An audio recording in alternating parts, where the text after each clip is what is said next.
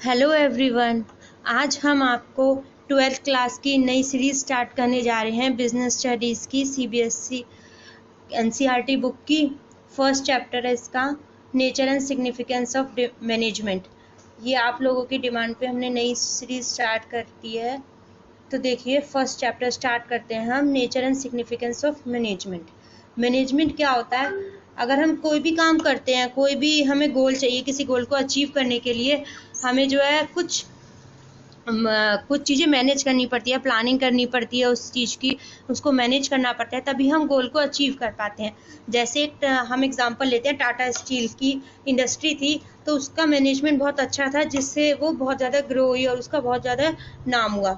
तो ये कब फाउंड हुई थी? ये फाउंड हुई थी in 1868 by Jamsetji, Nusserwanji. Tata and Tata group is a global business. आपको पता है ये बहुत जगह इंडिया में भी है और इंडिया से बाहर भी है, operating in 100 countries and across 5 continent. His strong sense of value and spirit of innovation and entrepreneurship are legacy that continues to guide Tata companies till date. और इससे क्या हो रहा है, इसकी जो स्पिरिट थी, इसकी जो वैल्यूज थी, जो सेंस थी इनोवेशन की, जैसे इसने काम किया, ये आज भी जो है टाटा कंपनीज को गाइड कर रही है कि काम इस तरीके से हमें करना चाहिए। He has 4 goals in life. उसके क्या गोल्स थे? Setting up an iron and steel company की, आयरन और स्टील कंपनी को जो है मुझे सेट करना है, एक वर्ल्ड क्लास लर्निंग इंस्टीट्यूशन बनाना है, एक यूनिक होटल बनाना है, एंड हाइड्रो इलेक्ट्रिक प्लांट। ये सारे उसके गोल्स थे। कोई भी हम जो है काम करते हैं, हमें गोल्स होने चाहिए अचीव करने के लिए, जब भी तो हम उसके ऊपर काम करेंगे। कोई भी हमारा लक्ष्य ही नहीं होगा काम करने का, तो हम मोटिवेशन ही नहीं होगा, फिर हम क्या काम करेंगे? हम कोई काम नहीं कर पाएंगे। He believed that satisfied workers create satisfied workers, and in lieu of this principle, he paid all his workers gratuity provident fund well before it was made mandatory. मतलब उसने क्या करा, उसने ये सोचा कि जो सेटिस्फाइड वर्कर हो गए, अगर हम वर्कर्स को सेटिस्फाइड करेंगे तो वो अच्छा काम करेंगे, वो हमें अच्छा काम देंगे, और इससे क्या होगा, इससे जो है वो हमारी प्रोडक्टिविटी बढ़ेगी। उसने क्या करा, उसका प्रिंसिपल था कि वो जो है ग्रेचुटी और प्रोविडेंट फंड अपने वर्कर्स को पहले ही देता था, जब जो है मैंडेटरी भी नहीं थे, देना जरूरी भी नहीं था, गवर्नमेंट ने उसको अप्रूव नहीं किया था, तब भी वो ये ग्रेचुटी और प्रोविडेंट फंड अपने वर्कर्स को देता था। His management skills were clearly evident when minutes detail were chalked in planning. जब जो है डिटेल आती है उसकी प्लानिंग की, जब मिनट्स देखते हैं, भाई एक एक मिनट में इतना काम हुआ, इस मिनट में ये काम हुआ, इस मिनट में ये काम हुआ, तो हम डिटेल्स देखते हैं, तो इससे हमें पता चलता है कि उसकी जो है स्किल्स बहुत अच्छी थी, मैनेजमेंट उसने बहुत अच्छा किया अपनी कंपनीज का, जिससे वो उसकी कंपनीज ग्रो हो पाई।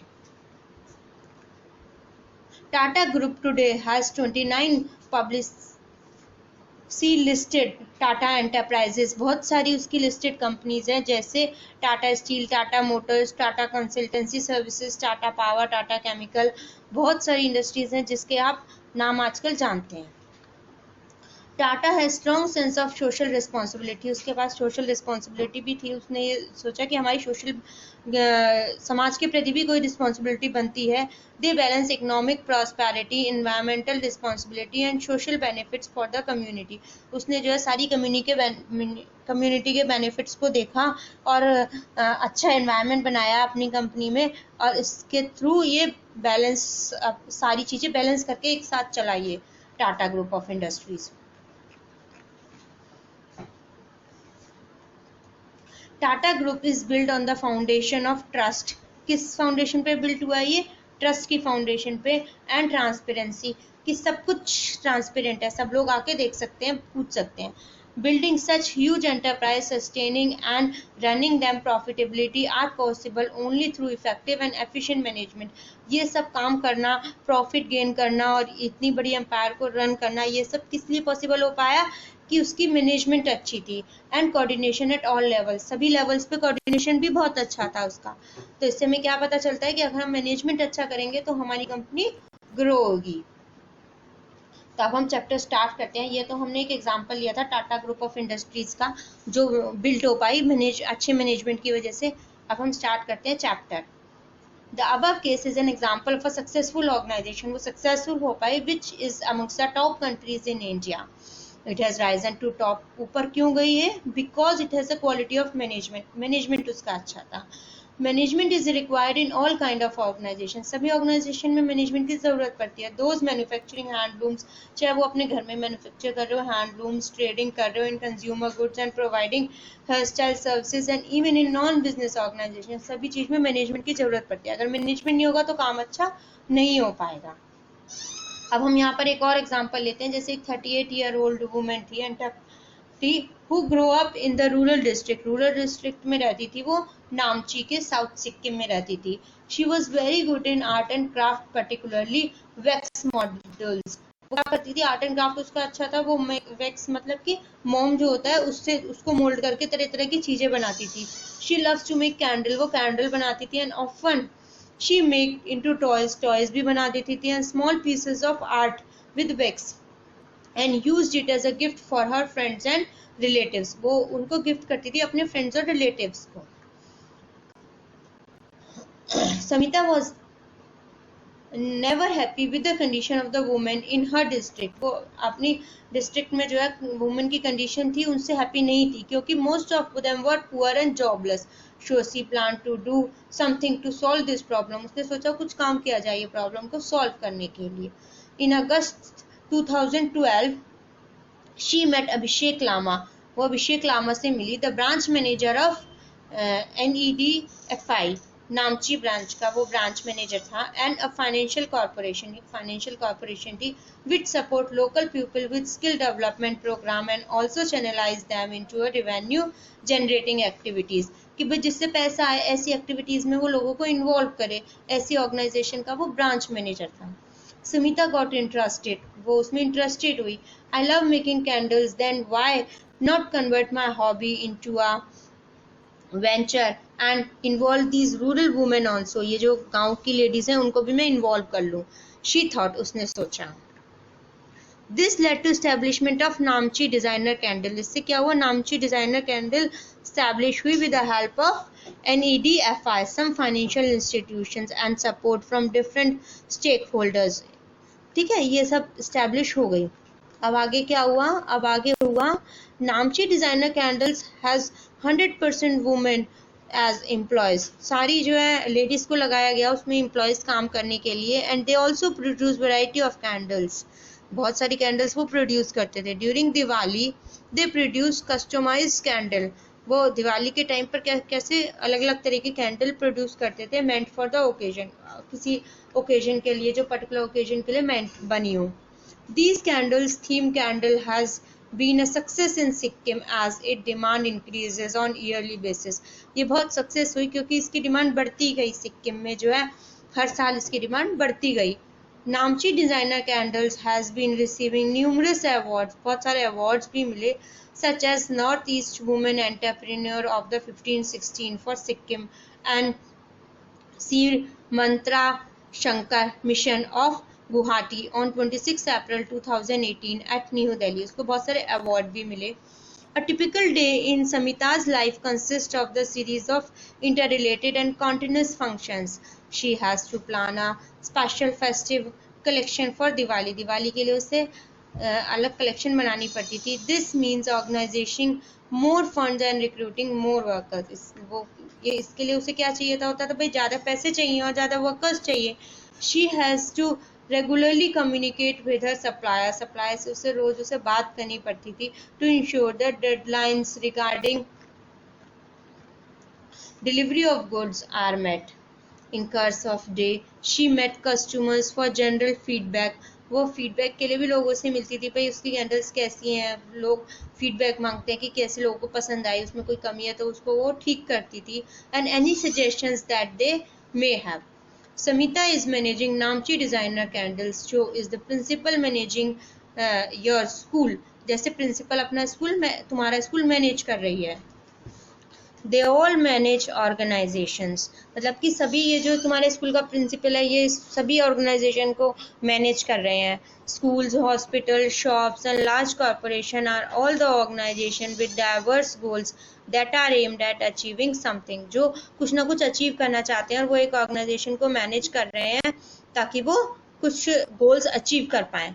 No matter what the organisation is and what is its goal might be, उसके गोल क्या हो सकते हैं, they all have something in common, एक चीज उन सब में कॉमन है कि मैनेजमेंट चाहिए, प्रॉपर मैनेजमेंट चाहिए और मैनेजर्स चाहिए उसको।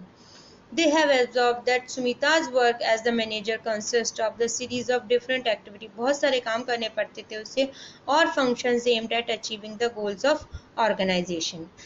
These interconnected and interdependent functions are a part of management. ये सब किसके पार्ट है? ये सब मैनेजमेंट के पार्ट है। Successful organizations do not achieve their goals by chance.